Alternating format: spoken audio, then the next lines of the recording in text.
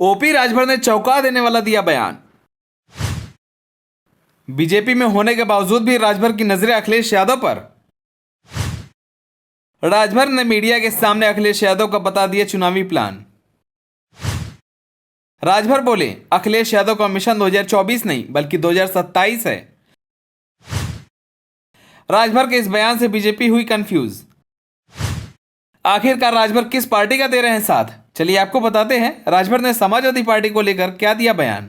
उत्तर प्रदेश की सियासत में समाजवादी पार्टी से गठबंधन तोड़ने के बाद ओम प्रकाश राजभर फ्रंट फुट पर आकर बीजेपी के लिए सियासी बैटिंग कर रहे हैं और उनके टारगेट पर अखिलेश यादव हैं। सपा कांग्रेस के बीच चल रहे शह मात खेल के बीच ओम प्रकाश राजभर ने विपक्षी गठबंधन इंडिया पर सवाल खड़ा करते हुए कहा कि यूपी में सपा सभी सीटों पर चुनाव लड़ेगी। अखिलेश खुद ही चाहते हैं कि मोदी फिर से प्रधानमंत्री बने।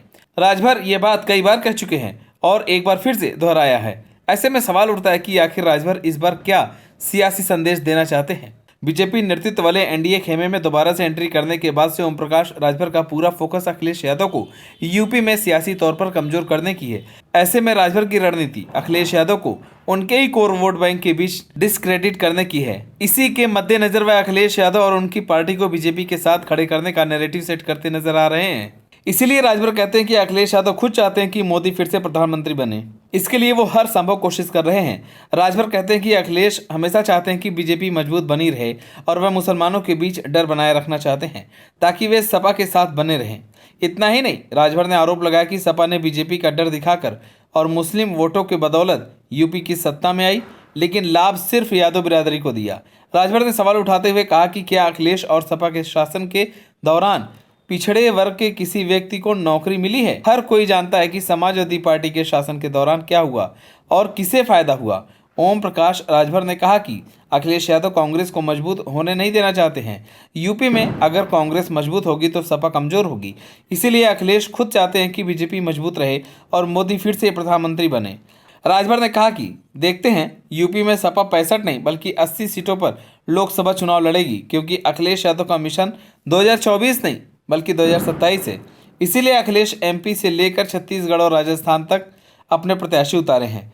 राजभर यह बातें ऐसे ही नहीं कह रहे हैं बल्कि उसके सियासी मकसद भी हैं। सपा का कोर वोट बैंक यादव और मुस्लिम है। 2022 के चुनाव में मुस्लिम समुदाय ने जिस तरह से एक मुश्त वोट सपा के पक्ष में किया था, उसके चलते बीजेपी की सीटें 2017 की तुलना में घट गई थी।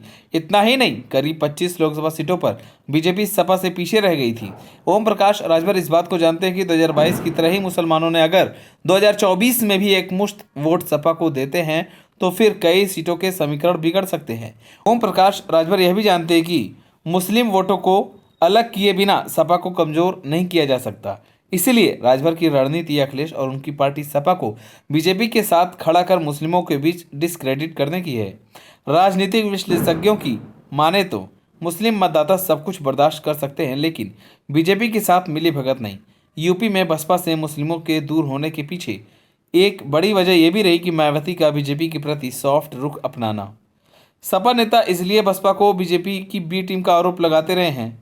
अब यही दांव राजभर सपा के खिलाफ खेल रहे हैं।